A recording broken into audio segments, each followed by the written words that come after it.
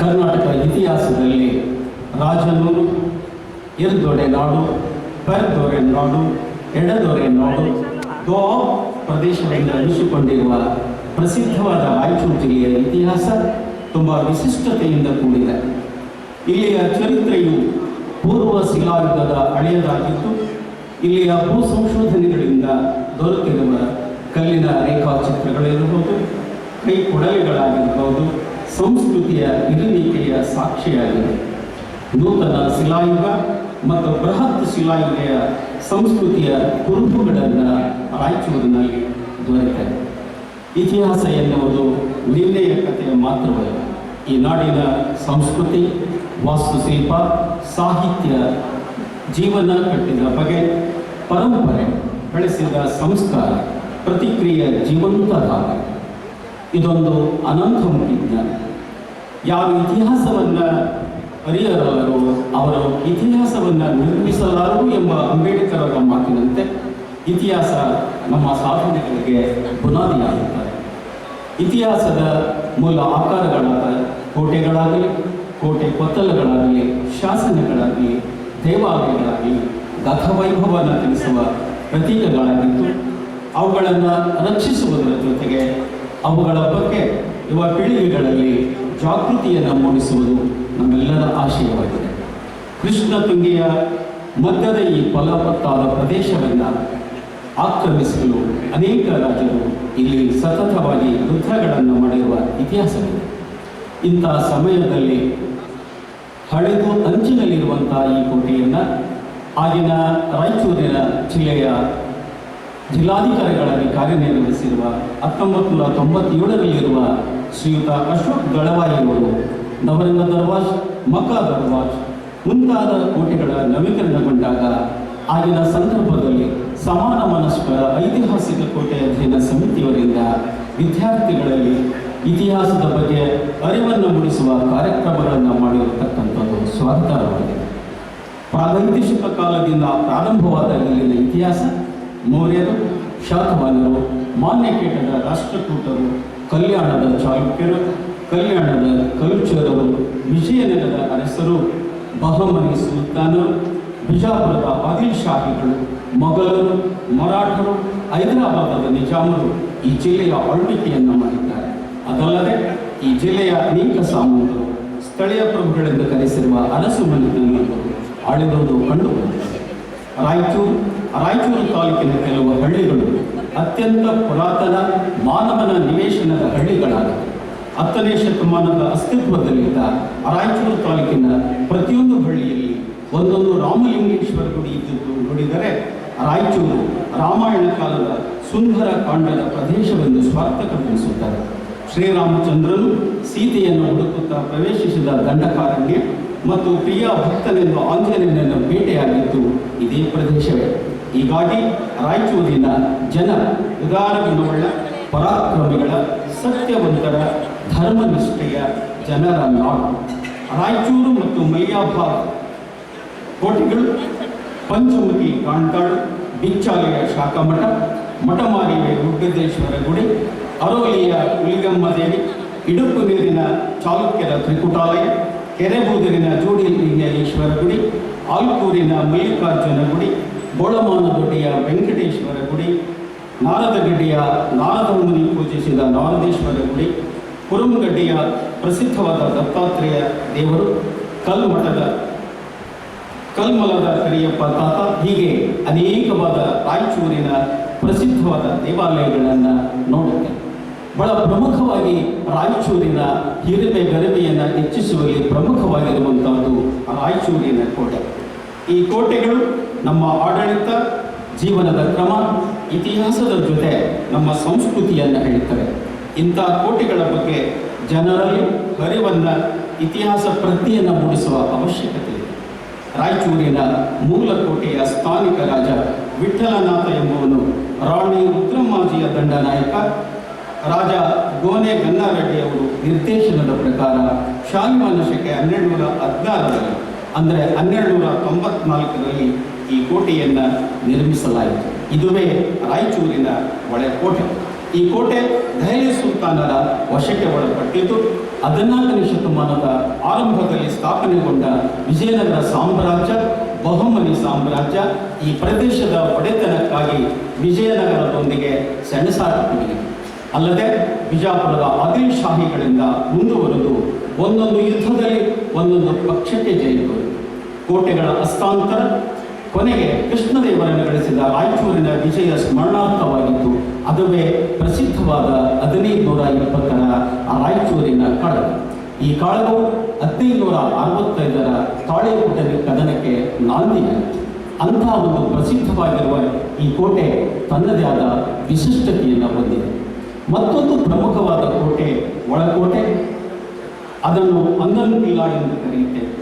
ಕಾಕತೀಯ ಅರಸರಿಂದ ರಚನೆಗೊಂಡ ಈ ಕೋಟೆ ಬಹು ಸುಭದ್ರವಾಗಿದ್ದು, ಇದರ ರಚನೆಗಾಗಿ ಬಹಳ ಉದ್ದವಾದ ಬಂಡೆಗಲ್ಲುಗಳಿಂದ ಎಲ್ಲ ಮುಖಗಳನ್ನು ಸರಿಯಾಗಿ ಕೆತ್ತಲಾಗಿದ್ದು, ಒಂದರ ಮೇಲೊಂದು ಜೋಡಿಸಿ ಅವುಗಳ ಮಧ್ಯೆ ಬ್ಲೇಡ್ ಕೂಡದಂತೆ ನಿರ್ಮಿಸಲಾಗಿದೆ. ಈ ಕೋಟೆಯು 2 ದ್ವಾರಗಳನ್ನು ಹೊಂದಿದೆ. ಪೂರ್ವದ ದ್ವಾರವನ್ನು ಸಿಕಂದರ್ ದರ್ವಾಜ್ ಎಂದು, ಪಶ್ಚಿಮದ ದ್ವಾರವನ್ನು ಶೈಲಾನಿ ದರ್ವಾಜ್ ಎಂದು ಕರೆಯಲಾಗುತ್ತದೆ. ಆದರೆ ಇವುಗಳ ಪ್ರಾಚೀನ ಹೆಸರು ಏನೆಂಬುದು ಇನ್ನೂವರೆಗೂ ನಮಗೆ ತಿಳಿದು ಬರುತ್ತಿಲ್ಲ. ಪೂರ್ವ ದ್ವಾರದ ಮುಂಭಾಗದಲ್ಲಿ ಸಿಕಂದರ್ ಎಂಬ ಹೆಸರಿನ ಮಸೀದಿಯೊಂದಿರುವುದರಿಂದ ಇದನ್ನು ಸಿಕಂದರ್ ದರ್ವಾಜ್ ಎಂದು, ಪಶ್ಚಿಮ ದ್ವಾರದ ಶೈಲಾನಿ ಎಂಬ ಸಂತನ ಗೋರಿ ಇರುವುದರಿಂದ ಶೈಲಾನಿ ದರ್ವಾಜ್ ಎಂದು ಕರೆಯುವುದು ರೂಢಿಯಿದೆ. ಈ ಕೋಟೆಯೊಳಗೆ ಇತ್ತೀಚೆಗೆ ಕಟ್ಟಲಾದ ಅನೇಕ ಮಸೀದಿಗಳು, ಕಾರಾಗೃಹ ಮತ್ತಿತರ ಕಟ್ಟಡಗಳು ಕಂಡುಬರುತ್ತವೆ. ಇಂದಿನ ಈ ಜಿಲ್ಲೆಯ ಕಾರಾಗೃಹ ಮೂಲತಃ ಒಂದು ಅರಮನೆಯಾಗಿತ್ತು ಎಂಬುದು ವಿದ್ವಾಂಸರ ಅಭಿಪ್ರಾಯ. ಹೊರಕೋಟೆ ಬೈರನ್ಕುಲ್ಲ 15ನೇ ಶತಮಾನದಲ್ಲಿ ಬಹಮನಿ ಸುಲ್ತಾನರಿಂದ ನಿರ್ಮಿಸಲ್ಪಟ್ಟ ಈ ಗೋಡೆಯು ದೊಡ್ಡ ದೊಡ್ಡ ಗುಂಡು ಕಲ್ಲುಗಳಿಂದ ಕಟ್ಟಲ್ಪಟ್ಟಿದ್ದರು. ಕಲ್ಲುಗಳ ಗಾತ್ರದಲ್ಲಾಗಲಿ, ಕೆತ್ತನೆಗಳಲ್ಲಾಗಲಿ, ಜೋಡಣೆಗಳಾಗಲಿ ಕಾಕತೀಯರ ಶೈಲಿಯನ್ನು ಹೋಲುತ್ತದೆ. ಬದಲಾಗಿ ಅದಕ್ಕಿಂತಲೂ ಹೆಚ್ಚಿನ ಅಗಲವುಳ್ಳ ಈ ಕೋಟೆಯ ಗೋಡೆ ಹೊಂದಿದೆ. ಉದಾಹರಣೆ, ನಮ್ಮ ಮಕ್ಕಾ ದುರ್ವಜನ ಎದುರುಗಡೆ ಇರತಕ್ಕಂಥ ಮೇಲೆ 42 ಅಡಿ ಉದ್ದದ ಶಾಸನ ಮನೆ ನಮ್ಮ ಸಂಪೂರ್ಣವಾದ ರಾಯಚೂರಿನ ಇತಿಹಾಸವನ್ನು ತಂದುಕೊಡುತ್ತದೆ. ಈ ಕೋಟೆ 5 ದ್ವಾರಗಳನ್ನು ಹೊಂದಿದೆ. ಪೂರ್ವದಲ್ಲಿ ಪಾಟಿ ದರ್ವಾಜ್, ಪಶ್ಚಿಮದಲ್ಲಿ ಮಕ್ಕಾ ದರ್ವಾಜ್, ಪೂರ್ವದಲ್ಲಿ ನವರಂಗ ದರ್ವಾಜ್ ಮತ್ತು ದಕ್ಷಿಣದಲ್ಲಿ ಕಂದಕ ದರ್ವಾಜ್ ಮತ್ತು ನೈಋತ್ಯ ದ್ವಾರದಲ್ಲಿ ದೊಡ್ಡ ದರ್ವಾಜ್ ಎಂಬ ಕರೆಯಲಾಗಿದೆ. ಇವುಗಳಿಗೂ ಕೂಡ ಮೂಲ ಹೆಸರು ನಮಗೆ ಕಂಡುಬರುವುದಿಲ್ಲ. ನಮ್ಮ ರಾಯಚೂರು ಎಂದರೆ ಅತ್ಯಂತ ನಮಗೆ ಕಂಡುಬರತಕ್ಕಂಥದ್ದು ಮಲಿಯಾಬಾದ್ ಕೋಟೆ. ಈ ಮಲಿಯಾಬಾದ್ ಕೋಟೆ ನಿಸರ್ಗಮಯವಾದ ಮತ್ತು ರಾಯಚೂರು ಕೋಟೆಗಿಂತ ಸುಮಾರು 30 ವರ್ಷಗಳಿಂದ ಹಳೆಯದಾಗಿದೆ. ಈ ಮಲಿಯಾಬಾದ್ ಕೋಟೆ 2 ಸುತ್ತಿನ ಕೋಟೆ ಬೃಹತ್ ಕಲ್ಲುಗಳಿಂದ ನಿರ್ಮಾಣವಾಗಿರ್ತಕ್ಕಂಥ ಐತಿಹಾಸಿಕ ಸ್ಥಳ.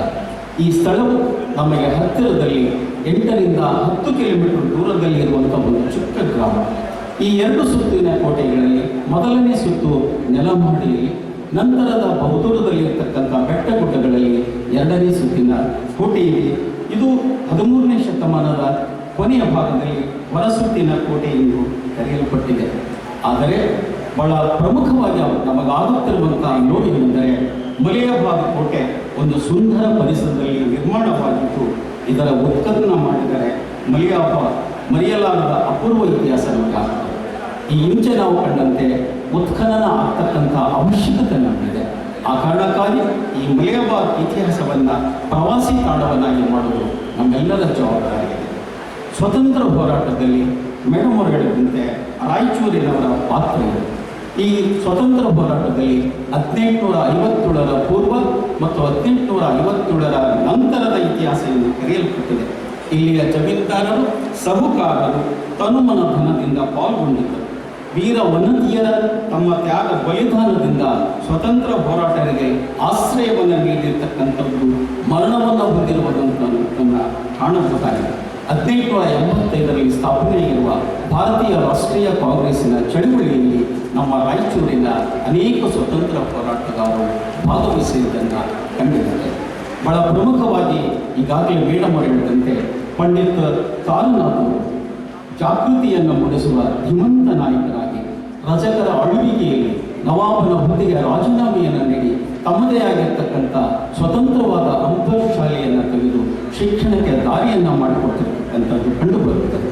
ನಿಜವಾದಂಥ ರಾಯಚೂರಿನ ಹೋರಾಟ ಆರಂಭವಾಗಿರುವುದು 1924ರ ಬೆಳಗಾವಿ ಕಾಂಗ್ರೆಸ್ ಅಧಿವೇಶನದಲ್ಲಿ. ಆ ರಾಷ್ಟ್ರೀಯ ಚಳುವಳಿಯಲ್ಲಿ ಬ್ರಿಟಿಷರ ಕಪಿಮುಷ್ಟಿಯಿಂದ, ವಿಶೇಷವಾಗಿ ನಮ್ಮ ಹೈದರಾಬಾದ್ ನಿಜಾಮರ ಆಳ್ವಿಕೆಯ ಭೀಮಿಷ್ಟಿಯಿಂದ ಹೊರಗಡೆ ಬರಬೇಕನ್ನುವಂಥದ್ದು ಆಗಿನ ರಾಯಚೂರಿನ ಅನೇಕ ಸ್ವತಂತ್ರ ಹೋರಾಟಗಾರರ ಪ್ರಯತ್ನದ ಫಲವಾಗಿದೆ. ಆ ಕಾರಣದಿಂದ ರಾಯಚೂರನ್ನು ಒಂದುಗೂಡಿಸ್ತಕ್ಕಂಥ ಕೆಲಸಕ್ಕೆ ಆರಂಭವಾಯಿತು. ಇಷ್ಟೆಲ್ಲ ಘನ ಚರಿತ್ರೆಯನ್ನುಳ್ಳ ರಾಯಚೂರು ವೈವಿಧ್ಯತೆಯಲ್ಲಿ ಏಕತೆಯನ್ನು ಹೊಂದಿದೆ.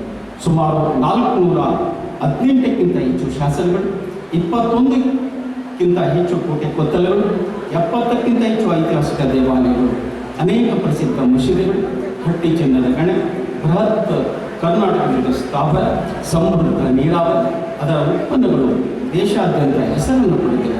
ಇವೆಲ್ಲ ವೈಶಿಷ್ಟ್ಯಗಳಿಂದ ರಾಯಚೂರು ಜಿಲ್ಲೆ ಕರ್ನಾಟಕ ಚರಿತ್ರೆಯಲ್ಲಿ ಸ್ಮರಣೀಯವನ್ನ ಜಿಲ್ಲೆಯಾಗಿದೆ.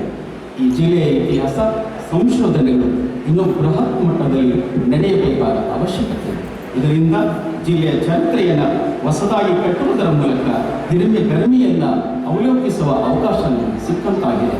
ಆದ್ದರಿಂದ ಇವತ್ತಿರುವಂತಹ ನಮ್ಮ ರಾಯಚೂರಿನ ಜಿಲ್ಲೆಯ ವಿಷಯವಶವಾಗಿ ಮಾವಿನ ಕೆರೆಯಾಗಿರ್ಬೋದು, ಇವತ್ತು ನಮ್ಮಲ್ಲಿರ್ತಕ್ಕಂತಹ ಕೋಟೆಗಳು, ಉದಾಹರಣೆ ನವರಂಗ ತರುವಾಯ ಪ್ರಾಚ್ಯ ವಸ್ತು ಇಲಾಖೆಯನ್ನು ಮಾಡಿ ಅದರ ಅಭಿವೃದ್ಧಿಯನ್ನು ಮಾಡತಕ್ಕಂಥ ಕೆಲಸಕ್ಕೆ ಸರ್ಕಾರ ಅಣಿಯಾಗಬೇಕು. ಈ ರಾಯಚೂರಿನ ಇತಿಹಾಸವನ್ನು ಉಳಿಸಿಕೊಡ್ತಕ್ಕಂಥ ಸಂಶೋಧನೆ ಮಾಡುವಂಥರ ಮೂಲಕ ಜೀವನದ ಶೈಲಿಯನ್ನು, ರಾಯಚೂರಿನ ಇತಿಹಾಸವನ್ನು ಮನದಾಳುವಂತೆ ನಾವು ಮಾಡಿದಾಗ ಮಾತ್ರ ಸಾರ್ಥಕ ಆಗ್ತದೆ. ಇಂಥ ಸಮ್ಮೇಳನದಲ್ಲಿ ಅವುಗಳನ್ನು ಮೆಲುಕು ಹಾಕುವಂಥ ಅವಶ್ಯಕತೆ ಇದೆ ಅಂತ ಹೇಳ್ತಾ ನನಗೆ ಮಾತಾಡಲಿಕ್ಕೆ ಅವಕಾಶ ಮಾಡಿಕೊಟ್ಟಿರುವ ಈ ವೇದಿಕೆಗೂ ತಮ್ಮೆಲ್ಲರಿಗೂ ಹೃದಯಪೂರ್ವಕ ವಂದನೆಗಳನ್ನು ಸಲ್ಲಿಸಿ ಎರಡು ಮಾತುಗಳನ್ನು ಮುಗಿಸ್ತೇನೆ.